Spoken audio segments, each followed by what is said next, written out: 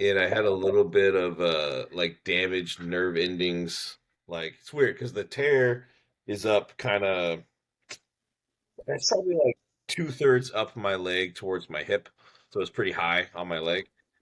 That's where Yeah, I actually tore it. But down in my teardrop, like right next to my knee, is where the nerve endings tore.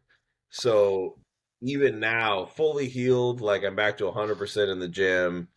Just saw my guy the other day. There's like no visible any external damage at all. I'm still slightly numb just in that spot down by my knee. And apparently it's normal. Apparently your nerve endings take a lot longer to heal than your muscle. yeah, And yeah, he's they like, do. I've seen this stuff heal in 4 to 6 weeks. I've seen this stuff heal in 6 months. So he's like, it's gonna heal. There's no reason why it would stop healing, but it might take a really long time for you to get 100% feeling back. So that's That's really good though. weird. And it's surface level. Like I have internal sensation. I can contract it. I can feel it while I'm training. It's just when I touch the skin, it's slightly numb to the touch. It's really weird. Yeah, that's basically where I'm at with my legs. It's all of them though. Like it's a temperature thing too. Mostly I can't Okay. feel temperature, and then like I can't pinch them pretty much. But it's good that Really? yours are gonna like grow back for sure. Because they told me when I left, if it's not Hmm. back in 7 years, it's not coming back at all. Okay. And it's been That seven sounds like years. a It's not all the way back, but it's definitely not what it was before. Like I still feel better than I did. yeah. Well, dude, that just goes to show that I mean, you have a little nerve damage, you can definitely still grow because your legs are ridiculous. So it's not like it And held you squat back, right? squat 725. Yeah, Probably exactly. it's gotta be the only reason that I was even capable of doing that. Dude, I love how it's just an asset for you instead of a detriment. That's awesome. Tyler, what's up, buddy? How are you today? I'm good, man. I'm good. About to get ready to catch another flight here in about a couple hours. Shoot, man, Oh, where are you really? going now? hmm Well, I'm still in Orlando. Oh, Oh, you're in Orlando right now. Got you. Yeah. So, yeah, I was kind of getting ready so I can, as soon as we get off of this, I can just Jet slide off. out of here. Yeah. Yeah. Are you so you're headed back home? Yep. Back to good old Houston. Another Nice. hot to hot Nice, man. weather-wise. How hot is it over there right now? Honestly, it's not bad. It's like 95. So, 95. Okay. yeah, but 95 with humidity. yeah, Yeah. yeah. I'm sure it sucks, but for Florida, it's like a nice moderate day. Indeed. By Indeed. It's comparison. not bad. It's It's not bad at 60 all. alive. Are you guys I this is a question I've been wondering actually. Are you guys like what's your favorite season? Like are you guys fall people? Do you like the do you get into like the pumpkin spice and shit like that or you don't care? That's I don't, funny. I don't. No, like if I was to choose, I'm a fall guy, but it's based on like the way you can dress. I like to do the layer situation. I like to be a little fashionable, Yeah, but bro. living in Houston, there's no seasons. It's hot, and then it's less hot. That's Right. it. Yeah, pretty much. Right. Yeah. It was funny. I talked to my girlfriend about this the other day because I think Yeah. she asked me the same question. She was telling me what her favorite season is, and I was Mm. like, I don't know. It's just either hot or it's cold, and that's all I know. That's all I pay attention to. Outside. I think fall's probably my favorite, partly because of what you said, Tyler. I really like wearing hoodies because I'm most comfortable in a hoodie, and but I like that it's not like cold, like winter. Like I can wear, for example, I could wear a pair of shorts and a hoodie, and then I'm like perfect. You know what I mean? That's I such a like. I'm with you. strange outfit. What'd you say? What'd you say, Josh? Such a strange outfit. I know, right? Dude, I've Shorts, a rocked that hoodie, and outfit a flip lot. flops. Yeah, no props. Props. I like That to right wear hoodies, there. so I guess I could say fall too for that specific reason. But that's literally the only reason. Otherwise, I Yeah. just don't. I don't. I just want it to be warm or Yeah. even hot. I'm fine with like Texas weather or Florida weather. Are you guys holiday people? Like, do you have a favorite holiday? Do you get into the Nope, I don't holidays? do holidays. Really? uh, Uh-uh. why so? Just Yeah. Particular reason? Well, that kind of is a good segue into the mental health stuff if we want to go into that. I stopped doing holidays a while ago because I've just not really had any good ones as a kid, like just trauma reasons. I just don't like them. Like That's those fair. times of the year just don't have good memories for me. Yeah. But then when I met my friend Sean and we started hanging out and having our close friend group and everything, I did every holiday with him. So Yeah. all of my good holidays were with him.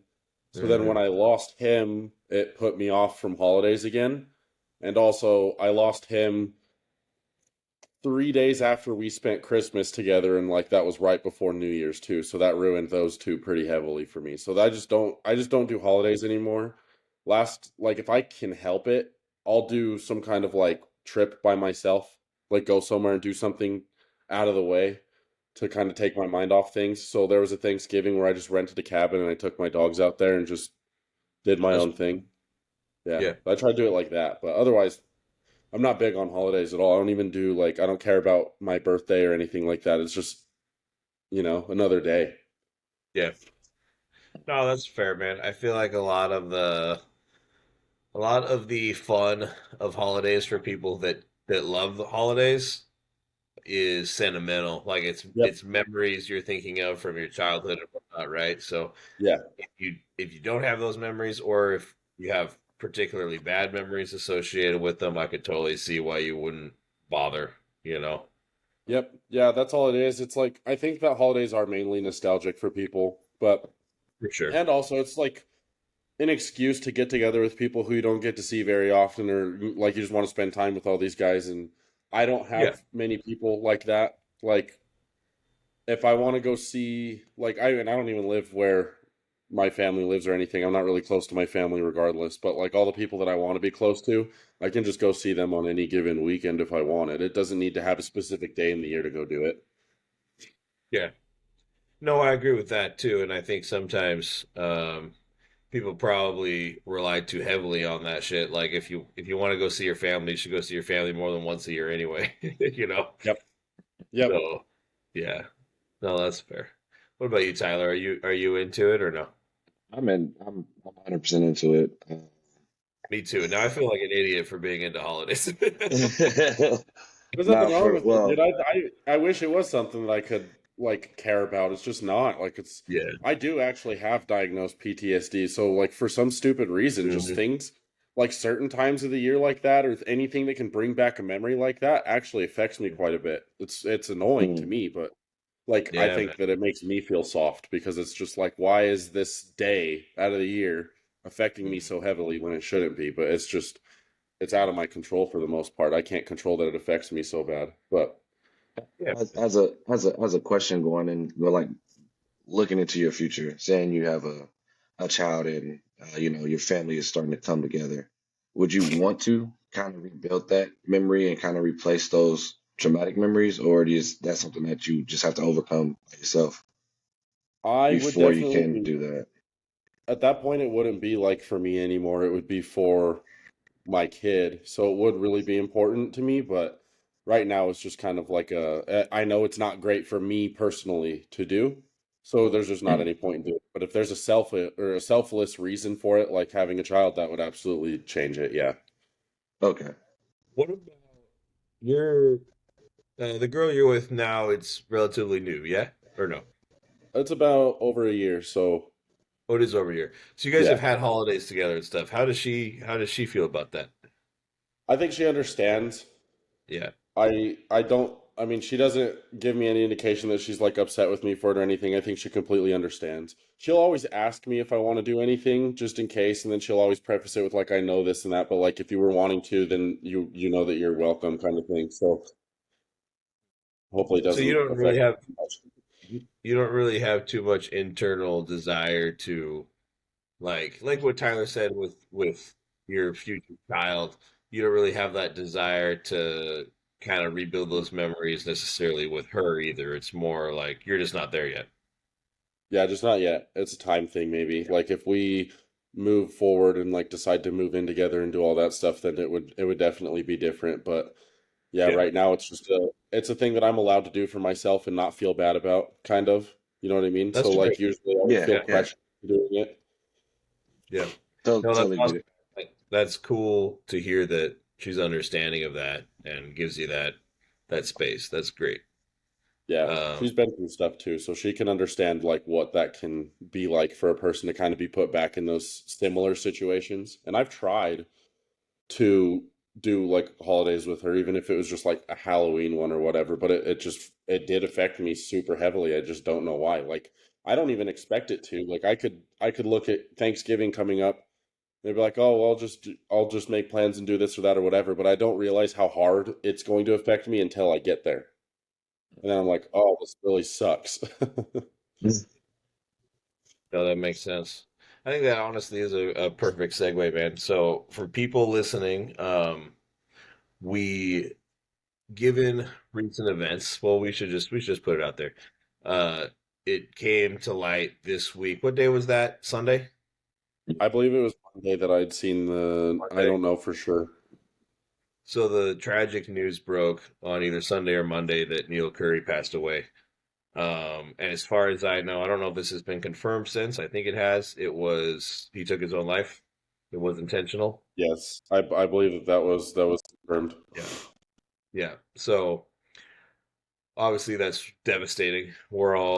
All three of us are involved in Hostile and have been following Hostile for a long time. So we're all massive fans of all the Yep. athletes, and Neil Curry was no exception. I remember I first became aware of Neil Curry during his Olympia prep last year, and I think it was just before he signed with Hostile. I don't think he was with them yet, but I stumbled across his YouTube channel, and I was immediately fascinated by the guy because I was like, oh my God, this guy is nuts in the best way Yep. possible. I remember the video I watched, he was going through like a day in the life, like his morning routine, and he would do his cardio in the dark with no phone, no music, no TV show in the background. He would go down to his basement and get on his bike and turn out all the lights and put his hoodie on and just do an hour like that with no entertainment at all. And Dude, his reason for it was he just wanted it to be as hard as possible. Like he for wanted me, that sounds to. so therapeutic in a way. It really does. Like you never got like thinking about that. You guys ever like have that moment where you're literally sitting and talking to yourself to Yeah. Yeah, progress? That like I to do. do that in That's the how I get through that's what I do in my training sessions. I literally just talk to myself like Hmm. positivity, but it's Yeah. hard. I know why Neil was like that. If I can relate to him in any way, it would be like that because I think knowing what's going on, I haven't talked to him a lot, hardly, like just very small increments like of like conversation online and stuff, but um I do know that I can relate to him on a way where I've said this before. I feel like for whatever reason, I am at my best mental health when I am pushing myself and suffering physically or like in a prep stand like for instance, I'm doing my best mentally when I am like really just pushing myself and Yeah. like making myself suffer. Suffering is helping me and I don't know why. So like something like how he would do cardio like that for whatever reason speaks to me quite a bit because I feel like that's just something that I would be trying to do too. I would always try to make things a lot harder because that's just what would be best for me in the moment. But I don't know. I really liked him. I thought that he had a good personality. I looked up to him a lot because he was doing everything I wanted to do. He had classic physique pro card. He won the New York Pro. That's the show that I wanted to do my debut at when I got a pro card. And then he was moving into the open after that. And those are all of the goals that I had. So I looked up to him a lot because he was doing the things that I was wanting to do. Yeah. Dude, one of the coolest things to see too was how fast he progressed and what he was looking like once he made that call to move up. Like, man, nice. Yeah, Very what that a was fast and my maintain open debut. everything. yeah. Yeah, and his freakishly small waist didn't grow. Like he maintained that beautiful, beautiful shape structure, but was just blowing up everywhere else. Like his quads, like his Quads. massive sweeping quads. Like, man, his proportions are like some of the wildest I've ever seen, for sure. Mm. So Did you guys ever get any of his shirts? Unfortunately, no. I didn't even know he had merch actually. Yeah. Yeah, he does. He came out with his own thing. It's called Machine Mentality, and I don't know if I can order them anymore, but I want to. I was just gonna say I'm gonna get some now if I can. Yeah, I was gonna go Uh, see if I could, but it's unfortunate. I think that, and I said it on my story too, for anybody that's listening that came from there, that we wanted to kind of talk mainly about mental health on this one for that reason, just because it's something that's important and it's not, I mean, it's talked about, but I still think that it's just not talked about enough and it could be talked about a lot more. yep. Um, yeah, I made a post on Instagram the same day that all of this news and everything came out, just kind of saying my piece, being vulnerable, talking about things too. And I've gotten a lot of positive response from that on how it's helped people. I've had a lot of really good conversations with people about it. So I do know that getting a discussion going is very, very helpful in these things, and it makes people feel more comfortable to actually be more forward with what they are struggling with. So that's kind of what we were all wanting to do here. So I don't Yep. know if you guys have got any good questions or anything that you wanted to go over, if there's any specific topics that you guys wanted to touch on first. I mean, I say we just hop right into the questions that were asked Okay. from our IG. It's a good Yeah, place to I start. got a couple good ones. I got ones that just have to do with mental health. I have some that have to do with like bodybuilding and mental health and how they are like correlating with each other. So, Okay. Okay. Yeah, Yeah, yeah, go ahead and yeah, kick us off, Josh, if you got one handy. yeah. okay. So we'll start with like one of the easier ones. There's someone asking about post-show coming off a cycle. So like post-show depression or like any of that Yep. hormonal crash and stuff that you get from coming off a cycle and what that can do to your mentality. Have Hmm. you guys experienced anything like that before? Because I know that I absolutely have. Absolutely. I mean, I think we all have. I think All of it. Yeah. if you haven't, you're probably in like a very, very small percentage of Percentage of people people, yeah. that don't get affected by shit like that. But Yeah. I will my say I don't think that I've ever had an issue post cycle because I do my best to avoid neurotoxic compounds, but post Mhm, show depression has been a real big thing for me. This last mhm, show that I didn't struggle from it as much because I actually shifted my whole entire mentality as to like what I do when I compete and stuff. So in October 2021, that was I was already kind of going through stuff, so I was kind of dealing with things and then I did my show. Everything went really well. So, like, if you were outside looking in on my life, you would think that everything was completely fine. But then it was a week or two after that that I had done that last attempt that I had. So I was in like a really, really bad spot. And I think just post show depression on top of everything I was already dealing with just really pushed me down even further to a point where I just didn't care anymore. So that was mhm. like the biggest glaring issue that I had as far as post show goes. But the way that I've kind of fixed that for myself is I just changed the way that I look at bodybuilding entirely. I got into it for the training and for like the day-to-day work. I like doing the work that it takes to get there. I don't really care about where I'm going.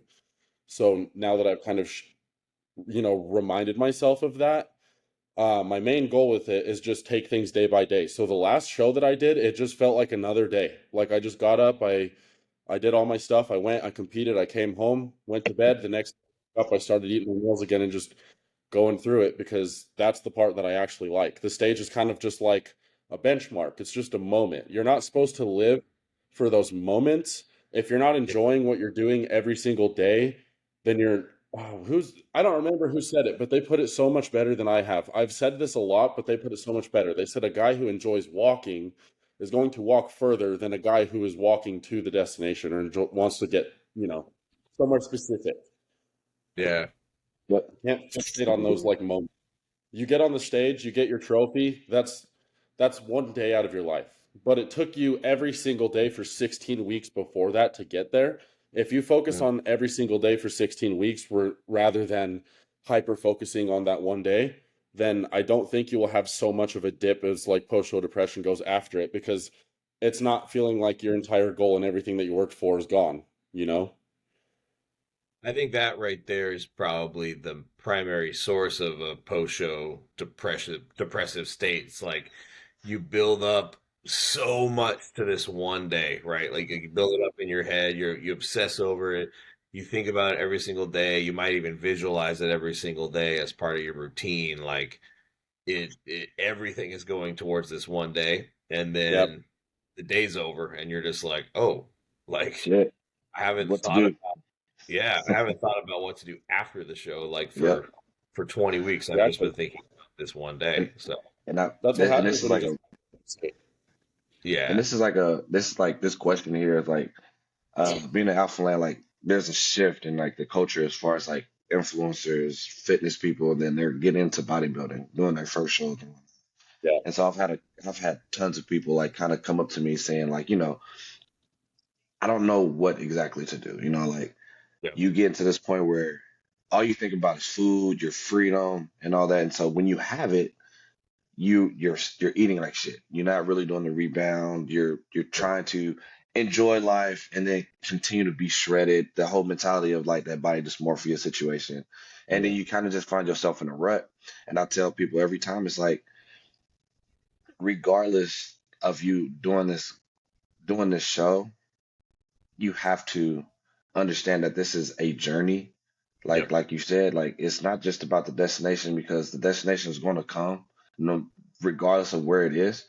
It's about taking those steps, going day to day, and enjoying the process because you're going to go up, you're going to go down, you're going to have bad days, you're Mhm. going to have good days, you're going to have a PR, you're going to lift like shit. But the process is to continue to do it and don't get so caught up on that one moment of looking like this, feeling like this, because yeah, every day is not going to be the same. And so Yeah. like my homegirl, man, she went to a deep depression. Like she put on so much size in like a matter of 3 weeks because she just wasn't lifting, didn't feel right. I said, you know, I understand it's your first show. You beat your body down. Take the time, enjoy it, you know. It's just water weight. Get back into Yeah. those routines that made you happy. Get back into the gym every day. I'm not saying that you have to go hard every day. Just show up, do a little bit of something, go home. Just get back into the routine so you can feel normal. Because once you stop That's it, you just kind of lost it. that's something I tried to say in my post that I made earlier this week too, because it's like I feel like a lot of postnatal depression can also just come from you're on such a straight path that's so fixed. Everything is complete. Like you're just trying to stack up as many perfect days as you can. You have a very good outline of what you're doing. The show hits, like you said, you get that freedom, and then it's just you're lost at that point. It's like walking down a hallway and then opening up into a forest. There's just so much unknown open area outside of that hallway. You just don't know where to go after that, and then you lose your path. You just have to keep going straight. Um, mm, in the video, I said when you're going through stuff like that, when you are depressed or you're low, you're not going to want to do the things that you would typically enjoy. It doesn't matter how much you enjoy those things or how much passion you have. When you're truthfully depressed, you do not want to do any of those things. You don't want to talk to the people that you love.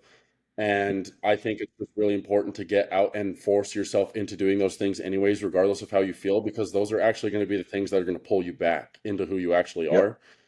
You pull you out of that dark place. I think that that's unfortunately something that a lot of people have the hardest time doing because once you do kind of go off track, once you do lose your path, it's infinitely harder to get back onto it. And that's something that I've struggled with since October of last year or October of 2021 after my attempt or after I lost my friend that December. That's what I did. I fell completely off track. I think I've showed you guys what I looked like before all of that happened. I'm still trying to get back to that look. Haven't even gotten back there yet, but now that I'm on track, I will. And now that I've been, really bodybuilding again, I feel like myself again. I feel a lot better. And I thought that I wasn't going to get that back. I literally thought that I lost who I was for the last 2 years. I mean, I feel like for me personally, after pretty much every show I've done, I go through a period of time where, just like you described, Josh, it, you kind of appreciate and enjoy the things you're passionate about a little bit less. Even training, that's how I really know something's off, is if I start to not be as excited to train, because I'm always Yep. excited to train. Like that's my biggest passion in the world is training. So when that Yep. starts to feel a little less fun, then I'm like, okay, something's not quite right in my head. But to your point, what I usually do, and my best advice to anybody going through that, is just do it anyway. Like stay as close to your routine as you possibly can. And then eventually it just goes away. Eventually, like you fall back in love with it and you are excited to do it again. but you have to go through that period and stick it out when it doesn't feel like the thing that you want to be doing, you know.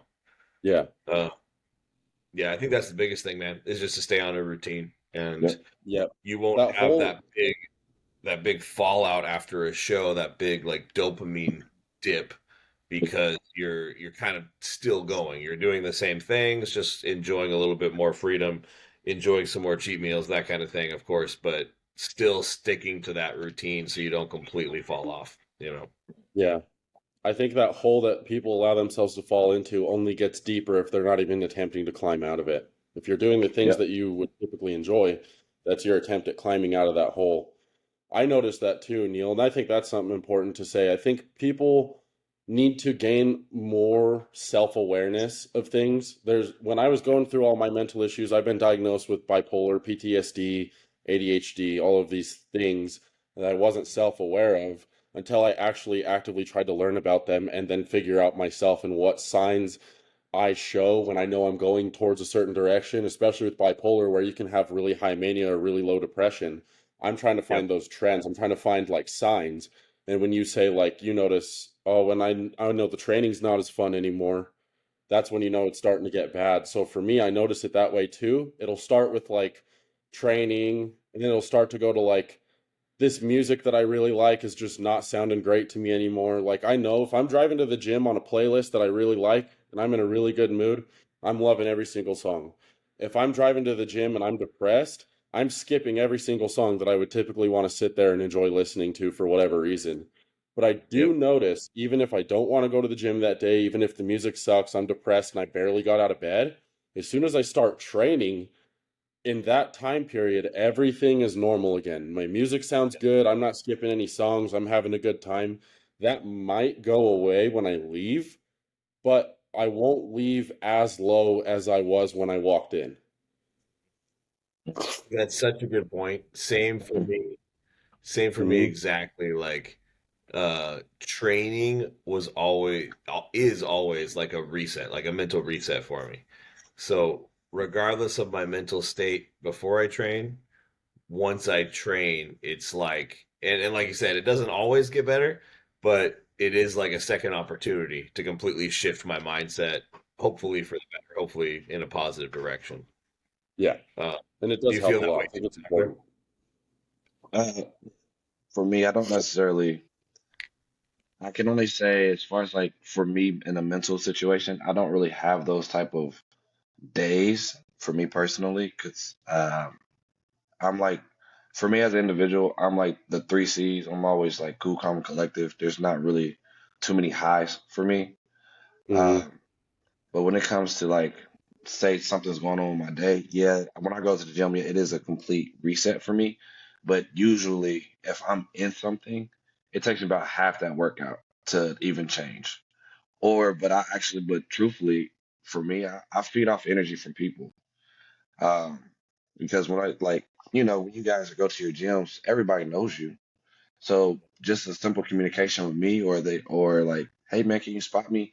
And I see they working their ass off. It usually gives me a little jolt for me Hmm. personally. I truly feed off of other people's energy when I don't feel 100% myself, I guess. I relate to that a lot too. And I think I want to say this too, just for people, just because I don't know what kind of vibe I give off. I don't know if I'm approachable or not. I don't know if I'm intimidating or not. Kind of depends on the person. But I just talked to a couple people in my gym about this. So that's why I wanted to say this. I like when people come up to me. If you know who I am, if you want to get a picture, say what's up, whatever, don't feel bad about it at all. It doesn't matter. I'll have a conversation with you. There's a lot of people that have messaged me on Instagram saying they saw me at the gym and they just didn't want to bother me. Or there's some people who I have met and I have actually talked to who said that they knew me or they followed me or whatever. And they're like, oh, I would look at you and I would assume, oh, you're this big dude with tattoos and you would be rude and like standoffish or whatever, but you're one of the nicest guys I've ever met. And I'm like, I just want Yeah. people to know I'm totally open to talking to you guys. Like, if you want to say what's up, go ahead and say what's up. It's not going to bother my workout. I'll take off my Mhm. headphones, say what's up quick, but Yeah. um, I want it does. That's a big statement. Yeah, it I, does a lot for me. It really does. It's like if it's not like people understand, and there's a respect when you go to a gym where it's like if someone wants to say, "Hey, what's up?" real quick, they're not going to take you away from your whole workout. Just want to say right. hi. But it does help me a lot, and I've learned this about myself the more that I try to preach mental health awareness and like actually help people and have conversations with people. Just hearing other people's stories and trying to give them advice on things that I've learned, or like, there's a lot of struggles that I've had where I've learned the hard way. Being able to talk to people and help them helps me. So if I'm in a bad place and I'm Yeah. given an opportunity to help somebody or make their day better, it actually helps me quite a bit. So I just never would want to let people think that there's not an opportunity to speak to me if that's something that they think would help them, because I know it's Yep. going to help for me too. It's just, it's like one of those things like you just smile at a person. You just kind of never know what they're going through. You know, Yeah. Yep. just you can be that like, yeah, hey man, need a spot. That little interaction, man, can really change people's day. And Yeah. so like when we're at the gym, like how you say, we're going hard in the gym. We make look like we're just aggressive meatheads, you know what I mean? But dude, most of bodybuilders are nowhere near that. We're the kind-hearted, we're the most kind-hearted people that you would probably even meet Oh, for like sure. All the wholeheartedly. biggest dudes are the nicest dudes. So it's 100%. like, Yeah. so for everybody watching, if you see somebody that's really in their shit and you see them in between they set and they actually look like they can chill a little bit, say what's up. Don't be scared because we're all cool. I 100% stand on that. We are all cool. Yep. And Yeah, that's another thing I've too. gotten that a lot Oh, too, Josh, from people, and I've also gotten the people that have actually gotten up the courage to talk to me.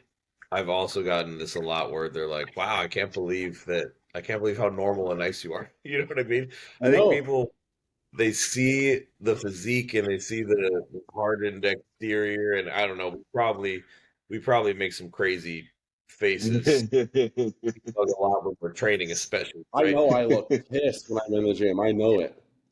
I'm not. So people see that and they think we're assholes or we're standoffish, like you said, or we don't want to talk to anybody, and that's really not the case. I mean, depending on the day, maybe 2 weeks Yeah. out, you probably don't want Maybe not right. to chit chat a whole lot, but Yeah, don't talk to me 2 weeks out. I actually will not have a conversation. I'm pretty just not because I'm mean, just because yeah, I don't have the energy to move my mouth. exactly. That's a different scenario. That's a different situation. But generally speaking, in terms of our actual personalities and who we are as people, like yeah, no, come talk to us. We're not like Yeah, that, you know. yeah. That's Don't be just scared to how ask we for work. advice too. That's not who we are. This What's 100%. is that? something that we're very, very passionate about. If we love it, we want to share it with others. If you come ask us for advice, if anything, Mhm. I'm going to be more excited to show somebody something because I Yep. Yeah, want to help people get into this kind of thing. Get 100%. better. Get them Well, better. to We all your have one goal to get better. to your previous point too, Josh, about giving advice and whatnot, helping with your own headspace. That's a huge one, and I think part of that is it's hard to follow your own advice, right?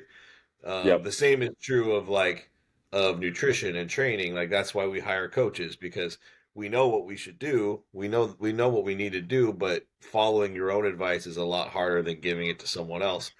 So when Yep. you actually give somebody that advice, um, whether it's answering the question like we just answered or something to that effect, where you're giving people advice on the mental health, it kind of puts your own mental health in that same framework, and it makes you think about your own mental health more objectively, Yeah. right? Like just in You giving see it someone that helping piece. somebody, so you know it'll help you. Yeah, exactly. It's easier to apply it to yourself, I guess. Yeah. 100%. I've got a couple more questions. I got a lot of questions actually. I don't know how many we're going to be able to get through though. We're having good conversation. That's all that matters. So, Yeah. um, Yeah. let's see.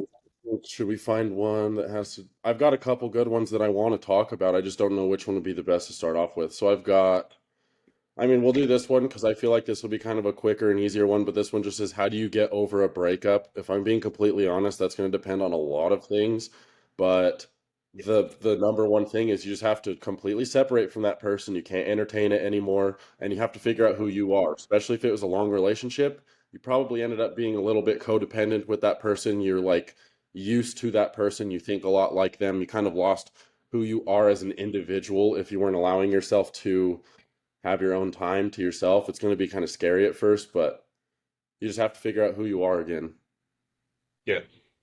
I don't know if that's something you guys have dealt with or have any advice for, but that's all I know. When I was in my I, longest relationship, like 5 years, and we were completely codependent because we were young. We got together in high school, so we didn't know any differently. We lived together for a while. I was completely lost when we broke up, but I learned to value my alone time, and I figured out who I was again, and I've been completely fine. yeah, my advice would be to take a step back. Just take a step back and allow yourself to like go through whatever emotions, because depending on how deep that relationship was to you, like if he was only dating for like 3 months or a year, a couple years, obviously there's going to be levels to it. But take a step back, and embrace all those emotions that you are going through. And then when you're prepared to move forward with whatever you feel is right for you, then Hmm. you start making those moves. Because for me personally, when well, I guess this would probably be more situational when the person breaks up with you, not you breaking up with them, because you're the one that's actually hurt. So when I've been broke up with, typically, like just about any male, you go to a whore phase. I went straight to be a whore. I just hit the streets. I hit the streets. It just kind of fell back into old ways. And it's not necessarily a progressive thing. It's just because you just don't want to not feel loved in that way. So Hmm. for me, when I say take a step back, it's like really embody yourself, like yeah, you say, be alone, find who you are, and then really evaluate what happened in that relationship, whether it's their fault, your fault, or is a combination of both. Just kind of think about what you've learned from that experience and how you want to move forward with the next one. How you can be a better girlfriend, boyfriend in that next one, obviously, because that's like one of the big things that I don't think people really take into account. Like each relationship should be a learning lesson if it's not long lasting, and because it's literally, what did I do wrong? How can I Hmm. be better for this next person? It's always a consistent evolving, to be this high woman, this high spouse, to be the best for that person, because ultimately you just want to love somebody wholeheartedly. And so you want to give them your all. And how you give your all is learning who you are, learning what best works for you, and how you can be best for them. Yeah. Yep. No, I agree with all that. So a lot of my advice will probably be kind of piggybacking off of yours, Tyler. But I would say definitely spending some time alone and processing your emotions is a big one, like you said. It's hard. The biggest thing, the first thing you want to do is try to fill that void, right? So it's hard to just let yourself be completely alone and actually feel those feelings. Uh, but it's important that you do, because if you don't actually have the emotions and grieve, you can't truly move past it, right? You need that resolution with those emotions, and then once that's out of the way, um, just focus on the positives. Like you probably have a lot more time on your hands now, right? You just got out of a relationship that was probably taking up a lot of your time, so use that time productively to do something that maybe you haven't been able to do for a while, or that maybe you lost a little bit of passion for, because, like you touched on, Josh, that maybe that relationship consumed a lot of who you were. So remember the things that you like to do for you and put some of that freed up time and energy into those things, I would say. Yep. Yep. And And Tyler, you also, made a. Oh, what were you gonna say, oh, Neil? I was just going to finish off with just try to stick to your routine. Kind of the same answer as the post show question. Honestly, it's like, That's if always going there's to be things, an answer. Yep. like go to the gym is essentially is go to the gym. What were you gonna Yeah, say, Josh? Tyler, you made a good point in there that I actually kind of it made me think of something. So when you would get broken up with, you would say like, oh, you would go back into kind of like a hoe phase. I know a lot of people will do that. I think I know the reason why, and it's the same reason that a lot of people will try to reignite things with their past partner over and over again. So like you're falling into like you're trying to find something familiar. So if you get out of a long relationship that was familiar to you, a lot of people tend to cope by reverting back to what was familiar before that. So if you're going through Yeah. like a party phase before your long relationship, sometimes a lot of people revert back to that just because they know that. That's something they know. Don't be scared of going into the unknown.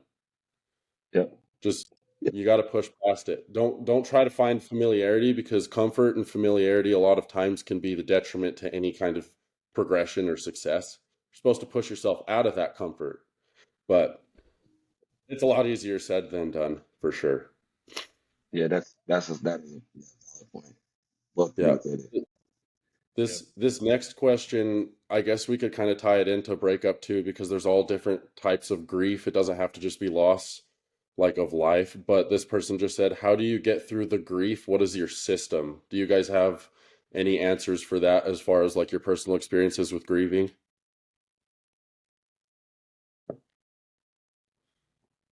Personally, I haven't really lost anybody, so I'm not sure how I would react, to be honest with you. So I'm gonna have to Yeah, kind of it's definitely sidestep something this that question. you need to go through to kind of understand how it is. It's not Yeah, one of those things that you can really empathize with unless, well, not like empathize, but it's just not something that you can relate to unless it's something you've gone through, which is yeah, unfortunate. I What would about you, say Neil? my instinct in those situations is almost to uh like the whole stay on your routine advice. My instinct is to almost lean on that too heavily and kind of just skip past the grief. Um that I have a tendency to do that, to sort of like bury emotion and then just Yep. put my head back to the ground and just keep grinding on whatever it is I'm doing, which in recent years has been bodybuilding, obviously. So I would say the biggest thing that I would advise, and the thing that I've tried to do for myself more recently, is actually allow yourself to grieve. So and understand that it's okay to be grieving, and it's okay that things suck, and it's okay that you're not happy in this particular situation, and that like it was a loss. So it's okay to feel all those negative things. I Mm-hmm. think a lot of people, myself included, have a tendency to not want anything to not be okay for any period of time. So we don't really actually allow ourselves to feel negative emotion, because we just want, like, no, no, no, no, like, let's bury that, move on to positivity. Like, no, it's okay. It sucks. It sucks to lose Mm-hmm. somebody. It sucks to break up with somebody. It's all of those things in life suck. So it's okay to feel sad, basically. Um, Yep. it's not okay wallow and dwell in that dark place. Like, that's where, again, getting back on your routine comes in. But you need to actually experience those emotions for at least a certain period of time, I think. Yep. Repression only comes back to haunt you. If you're repressing something or you repress multiple things, it will boil Mhm. back up. It doesn't just go away. It builds pressure. Mhm. So if anything, when you finally do allow yourself to feel those emotions, or even if you're not even like, there's a point where you just can't control it. If you are repressing so much, it's going to be 10 times worse when it comes back. But that's why I already said, like, I want people to learn from my mistakes. That's why I'm very vulnerable about what I go through. So when I lost my friend Sean, I know that my first initial instinct was to give up or just stop trying with Yep. everything. Like, I just completely shut off entirely. I was like, well, my problems in this world are not significant anymore, like this and that and whatever. Like, that's just how I thought. Gave up. Didn't pay my bills, didn't eat any food. The literal only thing that I did was I slept and I went to the gym, and I lived off of Core Power protein shakes. Like, that's it. It was not good. It was not healthy. That's when I lost all my size. So I learned that one definitely the hard way. And that's how I also know when you fall off track, you're only digging yourself into a deeper hole. It's a lot harder to climb back out of that dark place when you allow yourself to fall into it. And it's really, really difficult to take care of yourself when you are going through things. So I just know whenever I go through a loss, it's important that, number one, look at who you still have. You need to look at who's still around, who can still help, who you still love, that you can talk to or lean on. Number two, you need to figure out that you need to take care of yourself regardless of how you feel. You need to get out of bed the next day. You need to eat all your food the next day, go to the gym, go to work, whatever it is you're doing. Like I said, those hobbies, those things that you initially would love to do, but you might not right now. Those are the things you need to do to pull you out of it. Um, but yeah, I think the biggest driving factor in any kind of grief that I've noticed, the one thing that you want to keep in mind no matter what is just going to be take care of yourself and stay on track. It's so Mhm. much easier said than done. I know that because I've dealt with it, but just stay on track. Those people that you lost, um, at least I believe I'm not necessarily like religious in any way, but I don't believe that they're gone. I believe that you can still kind of have their presence with you in a way, or maybe that you have some signs that show that like they're still kind of around in some way, whether it just be like a memory or whatever it is. So don't lose those. Don't lose your memories with people. Try to think about those things. It's good to every now and then get with people who were like mutual friends or family members and just remember things of that person. That's what I do with my friend Abraham, who I lost. I'm close with his family still. I talk to his little sister and his older sister quite a bit. Well, both of his little sisters, and we just lean on each other. We usually go through hard times with losing him at the same time. So I feel like I know I'm not like religious or anything like that, but I would think that if we're all kind of noticing these waves coming in at the same time for us, that's just a sign for us to kind of actually communicate with each other, connect with each other a little bit more so that we can get through it together. That's how I feel. So just make sure that you kind of keep those things in mind when you are going through any kind of grieving because unfortunately there's not really a perfect system to do it. I've lost a lot of people recently, and it's been different every single time. So even though I'm very unfortunately experienced in losing close people, I still would say that there's not really a system that you can put in place. You're just going to have to take it as it comes. Yeah. Yeah, no, that's really true because everyone's going to grieve different, right? So we can't really give too much direct advice on like the best grieving system, right? It's a Yep. very Yep. very individual thing, Yeah. but I think just by going through like we just did of our individual processes, at least it can kind of help people formulate their own, Yeah. just to get our perspective. Hopefully, is helpful on that. Yeah. I know what a big thing that I do when I go through things is I'll unintentionally disassociate. And I don't know if that's something you guys deal with, but if I'm going through a hard time, I'll disassociate. So like there's times in my life where I've gone through a lot that I know what happened, but I don't actually remember or I'm not capable of remembering. Like I almost don't remember anything from being 19 years old. Like that was a pretty rough year. All of like 2021 going into 2022 through the beginning of that period, there's a lot of moments there where I do not remember. A lot of my childhood trauma, I know it happened, but it's completely gone from my memory, like just completely disassociated. So this might seem like strange advice, but I do think that it is important that sometimes you do need to remind yourself that these things did happen. You did lose this person, or this bad thing did happen. I do believe that it's important to remind yourself of that every now and then so that you don't disassociate it because there's certain things that you don't want to go away, like memories that are tied to those.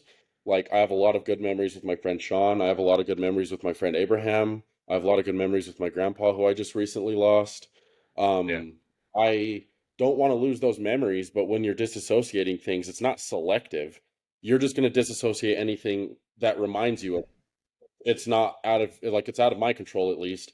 If yeah, I was disassociating that situation, then I would my brain would automatically try to make me forget certain memories so that those don't come up so that doesn't bring anything else back up. right, So right. sometimes reminding yourself of it is a good healthy thing to do even though it may not seem like it. So sometimes when I'm feeling pretty low, what I do is I just go look at the pictures I have with my friends, um, and my grandpa, and I lost she's my one of my best friends from growing up. It was his grandma. She lived across the street from me. She basically helped raise me. I like to think about all of those memories and stuff too. And then with my cousin who I lost, because I lost Abraham, that her name is Joanne, and then my cousin Michael, all within 2 days. Wow. So, yeah, so that was a hard one for me, but I had to try to remind myself of it so I didn't lose any of those memories. So when I'm going through anything, I just like to think about those memories because I don't have an easy time displaying any kind of emotion just because of all my trauma and stuff. Like as far as crying goes, I can rarely ever cry. It's not been a thing that I'm able to really do. If I can, if I feel like it's going to happen, I will allow it to happen because I do know that it is important. I do know that it is helpful, and I do know it's healthy to release any kind of emotional tension that you have in yourself. So in those moments, I just like to go look at pictures and think about good things because then at the end of it, even though I am so sad, I feel better. Yeah.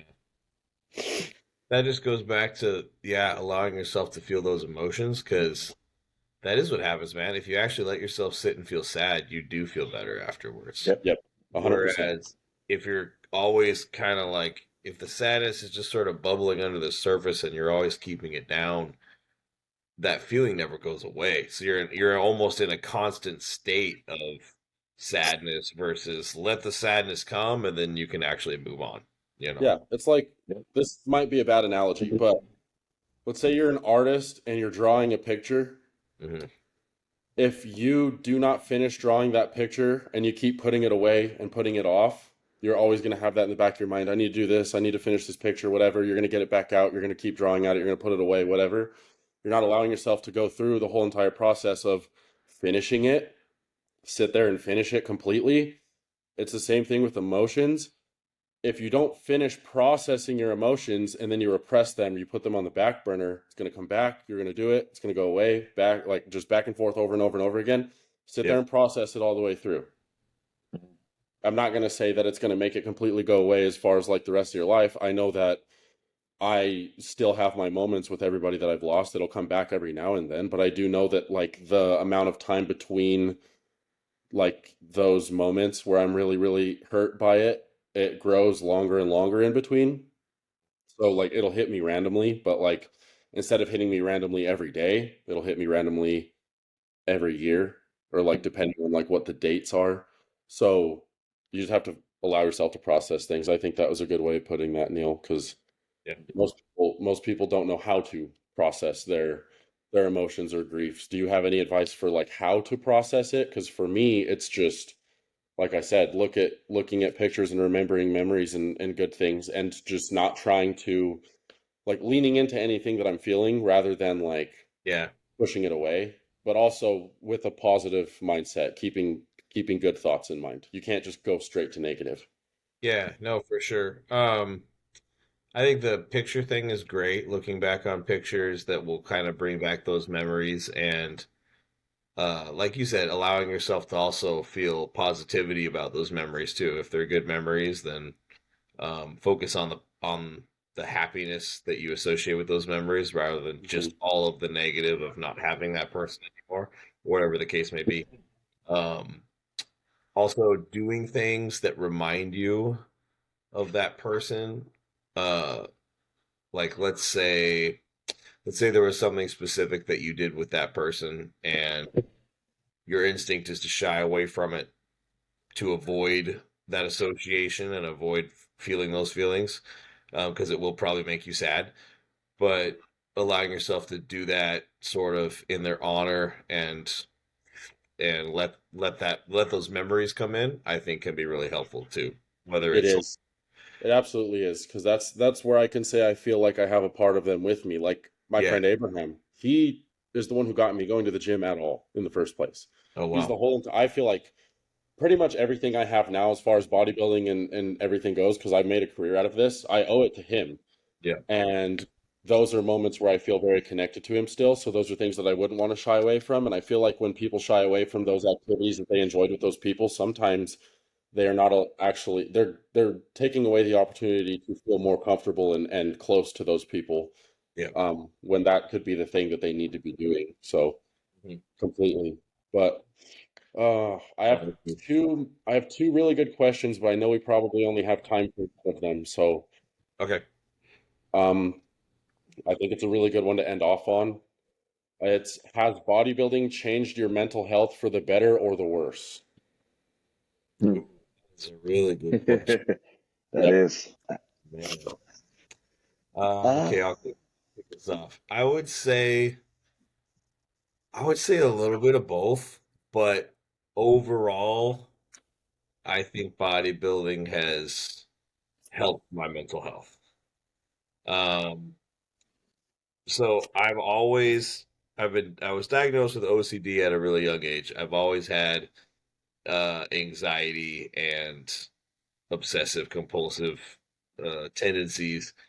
Um, well before bodybuilding, right? This ever since I was like 8 years old. Um, and I think that bodybuilding basically gave me a place to focus those tendencies and actually use them for good, like actually get a positive outcome from them versus pre bodybuilding.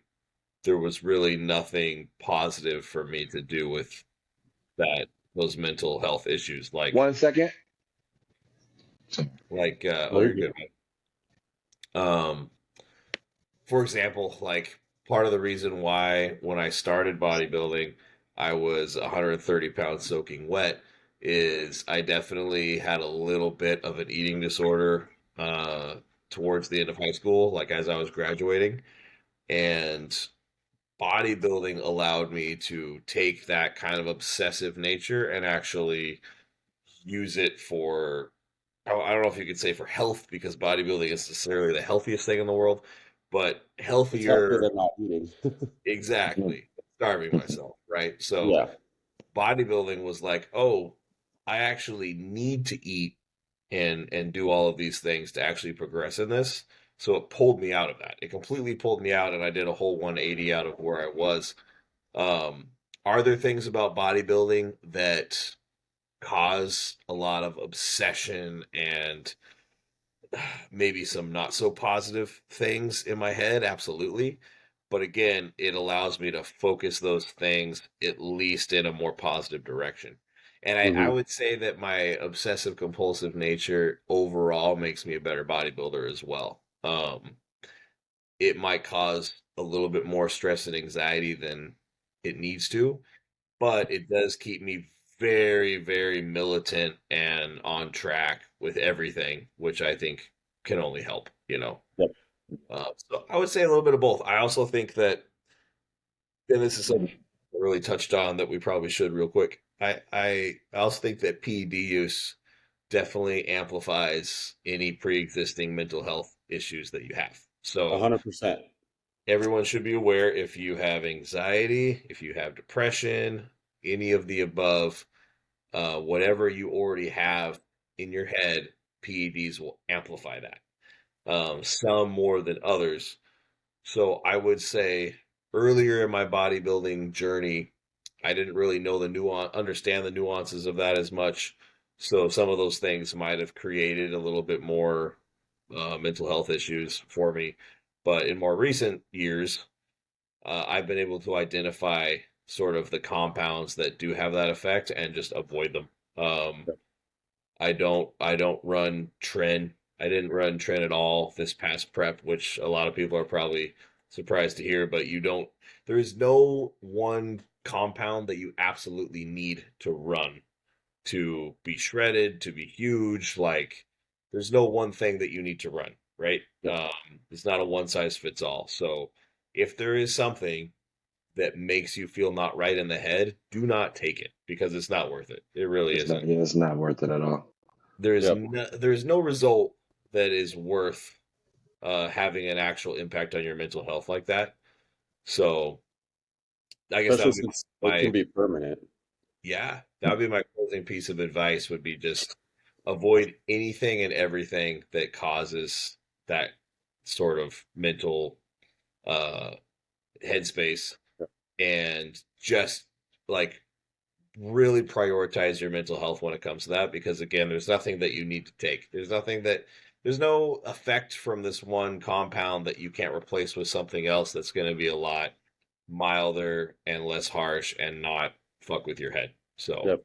And then that comes with self-awareness too. That's how you're going to be able to identify what these things are doing to you. That's why mhm. a lot of people scare me when they start cycles and they don't know what they're doing. They'll be like, "Oh, I'm doing my first cycle. I'm going to do test, mass, Winnie, whatever, like 3, 4 compounds." I'm like, "Why are you running 3 or 4 compounds for the first On your time? first. You're Yeah. not going to know which one's doing what to you. Yeah, Don't add more than one new thing in at a time. Trust me." Like 100%. you're not gonna have any goddamn idea that I don't know. That just sketches me out like hardcore. It's Makes the what you exact like same to do a lot thing. harder to do. It's the exact same thing as training, right? When you're starting out, you don't need 7 chest exercises to grow your chest. Your chest Yeah, will respond to one because Right. it's never done it before. Uh, learn PD that use is one the same way. first. Mhm. Yeah, exactly. PD use is the same way. Your body's never experienced it before, so you will change dramatically from one. Just start with one, and you don't need to touch anything else for a long time, Yeah. for sure. How about you, Tyler? Has it helped or hurt your mental health, do you think? Uh, Honestly, I think talking about like it amplifies truly who you are over time. For me, I like to control my controllables. So the gym is one of those places where I own it. I own everything that I do in that gym. Like I mean, obviously, if you get injured and stuff, those are out of your control. But everything you do, as far as like going to the gym, you control. And so for me, like with my job, I focus on all the things that I control, and then I let the things I can't just kind of slide because you can't really do anything. You can't do too much about it, for me at least. So it's like one of those. It's one of those things for me mentally. It's like I feel at best when I know I'm in control of something. Not like I'm like I need to control everything, but it's like when I'm trying to progress, whatever it's in the gym or in life, in my career, I take pride in controlling the controllables for me. So I would say it helps because it is something that it gives me peace because nobody else can do it except you. So I control my destination. I control my fuck it. I just control everything when I step into that gym. And so it makes me happy knowing that I can do that. Nobody else can deter or take it away from me. So Yeah. ultimately, yes. Yeah. I can definitely say for myself, I would not be here if it wasn't for bodybuilding or the gym or whatever.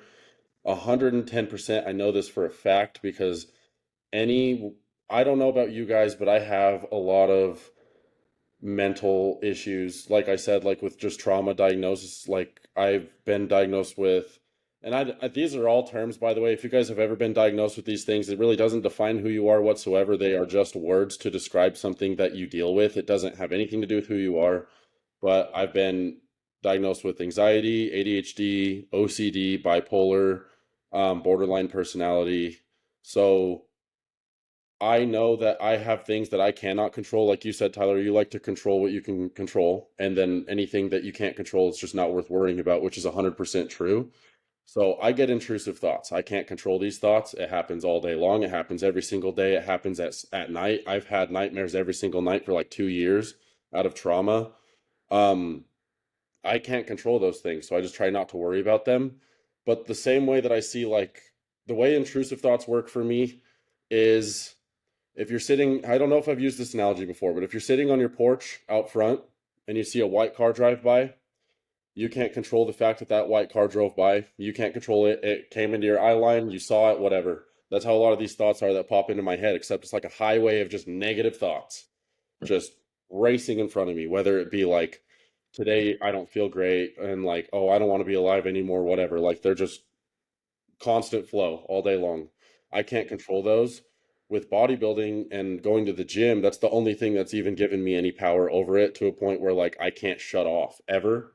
I try to stay busy as much as I can. I work all day, every single day to kind of keep it at bay or like keep myself distracted from it. Otherwise, I'll sit there with it for too long.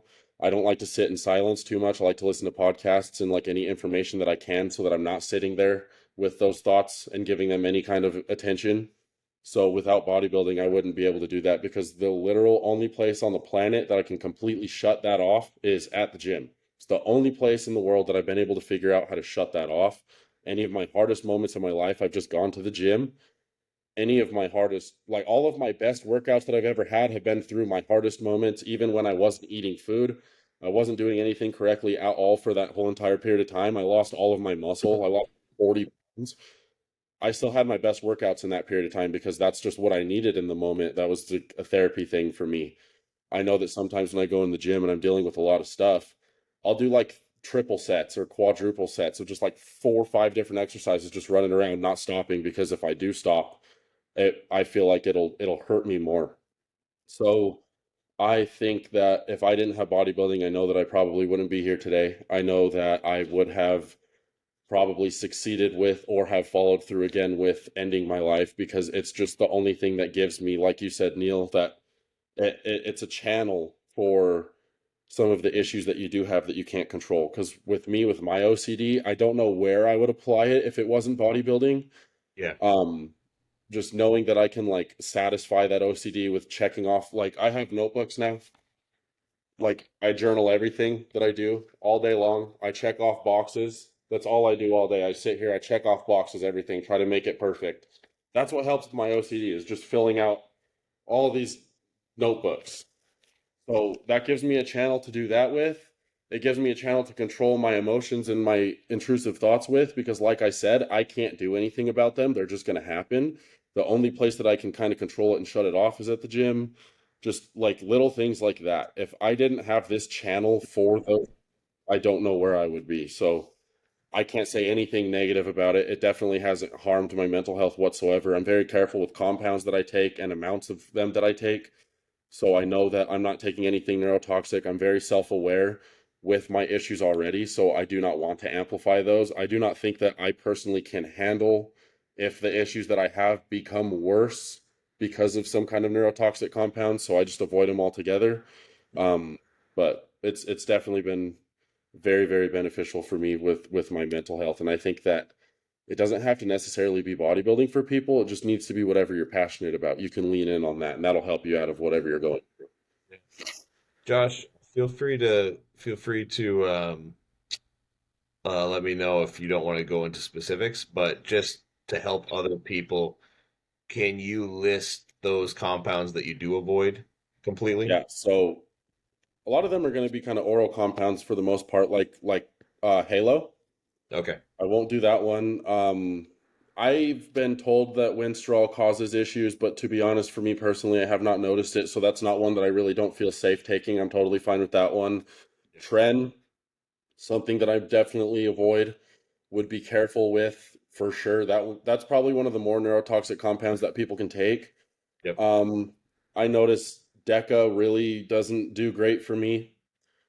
Um, I'm very new to like most PEDs, as far as like I've been running PEDs since I was 20, but I have not ran a massive variety of them. Yep. So I'm not exactly sure other than that what I would. I know that I was gonna try NPP, which for those of you who do not know, this is basically just like a short ester Deca. Um, just to see if that one is going to be a little bit different. Plus, because it's a short ester, if I do notice anything, I can cut it out. Yep. So I might try that one, but I'm only going to try it at like 100 milligrams a week, and that's not until 8 weeks into my cycle, anyways, which I just started this week. So, um, you just have to be like really well aware. Like I said, add one thing in at a time. Yes. Figure out what that thing does. Be very self-aware. Take notes like I do. Take notes on everything. That's going to be the best thing that you can do for yourself as far as figuring out what's affecting you in what way. Because I think a lot of people too, what they do not realize is, like you said, these things are going to amplify who you are already. Let's use roid rage for an example, because that's a really common one. If you're an angry person, it's going to make you an angrier person. But if you're not an angry person, it's not going to give you that effect. It's not, like you said, it's not one size fits all. It's not going to affect everybody the same way. Yep. Yeah, that's just a good example of like, with all my mental issues that I have, I definitely don't want to risk amplifying those at all. And a lot of people would probably say, why do you take PDs at all then? Because I need to bodybuild. I need to bodybuild to be alive, feel okay mentally. So I want to be very good at it. So I just do it carefully. It's not like anything that we do in this world is necessarily completely safe.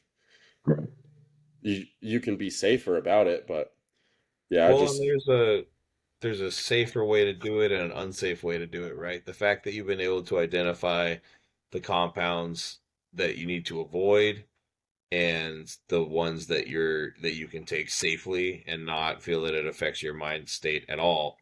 yeah, Um, that makes a huge difference, man. Now, if somebody came to me and said, I feel way more depressed even just on like test. I would say don't be a bodybuilder. Yep. Not for you, honestly. I mean bodybuild, but just be natural because you shouldn't take PEDs if even like the bare minimum puts you in a negative headspace. It's too risky, man. Like Yep. it's not Plus, worth messing up your head over.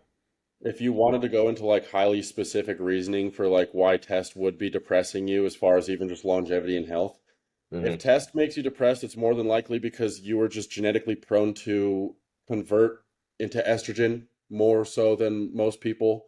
So you are having a higher estrogen ratio rather than the actual test. So like taking it might even just be a negative to you.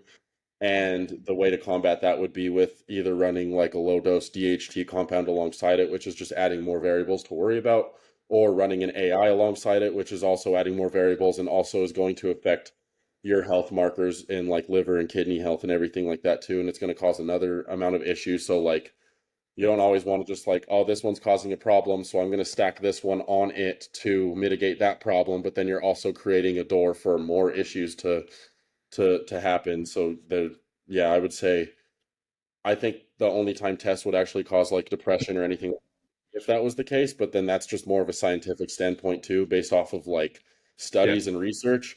And you can't always base things off of studies and research because it's not always going to apply the same way in real life. I just wanted to say that piece yeah. just for Yeah, some people would kind no, of No, bring that. facts. Keep for sharing. sure. Some people, sometimes it's just genetic propensity for that stuff, and Yep. sometimes it is just side effects that you can actually mitigate. But Yeah. um, yeah, I think the underlying point there is just don't let the desire for some drug induced effect outweigh your desire for mental health because it's not a good Not trade worth off. it. Not You a need to good Not trade worth prioritize it your at mental all. health for literally every single thing that you do because if the mind isn't following, the body will not either. You will not off. Yep. respond. Your body will not respond. You can train the same way, eat the same way, whatever. If you are really fucked up mentally, your Yeah, body's not actually going to be responding to these things that you're doing as well as it would be yeah. otherwise. So you do need to prioritize your mental health for a lot of reasons. You can't just live life in misery and expect things to like work out. Yeah. Well, I feel like all of that was probably hopefully helpful for people. Yeah. Touched on a I lot of would good things today. Answered some good. before, and I was gonna say before we shut off, like guys, if you people who are watching, like Mhm. let us know in the comments how this helped you. If you want to share a personal story, we we will 100% indulge in your conversation and probably reach out to you if you Hmm. really want to speak, if you really need some help. Like we're here. This is why we're talking about this because it is very fucking important. Mhm. It really is. So please share, reach out to either one of us. Yeah. We have no issues with to talk and to lay an Yeah. ear. So yeah. Yeah, like I said, I've been talking to people all week about just the post that I had made. And when Yeah. I started doing social media in the first place, that's the stuff that I was mostly talking about was mental health. So I get a lot of people messaging me feeling comfortable talking to me about things because well I am. I have zero problem with it whatsoever. If you guys need to talk to somebody, like if I can make the time to like get to you, it might not be same day, it might not be right away when you message me, but I will message you back. Mhm. Yeah, man. None of us are famous enough not to see your message or your comment. So Mhm. message and comment. We'll see it. We'll see it for sure, and we'll all respond. Like, yeah. Uh, anyone who needs that support at any time, don't hesitate to reach out. I know it's weird to say, and if you don't know us at all personally, you might not feel comfortable just like completely opening up to us, but just know that we all do genuinely care, and if you need somebody and you don't have somebody that is close to you to share those things with, like we're always an option. Yep. Absolutely. So cool, Yep. boys. I'm gonna take a quick uh Instagram selfie for my story. Let the people know that this is going down. Say cheese. Boom. Hell yeah. I feel like this was a really good episode. Yeah, No, I think 100%. a conversation like this going for sure. I think it really is Yeah. important. There can never be too many conversations like this. It's just going to Hmm. bring more things to light. And that's another thing that I really wanted to get this podcast with you guys going to, is like just more of a platform to actually speak on stuff like this too. Like, Yep. you want to talk about bodybuilding and shoot the shit and like just talk about funny stuff obviously all the time, but like we also it's important to me that we do discuss important things like this that can really help and impact people in a bigger way at times. This was a Hmm. good time to do it.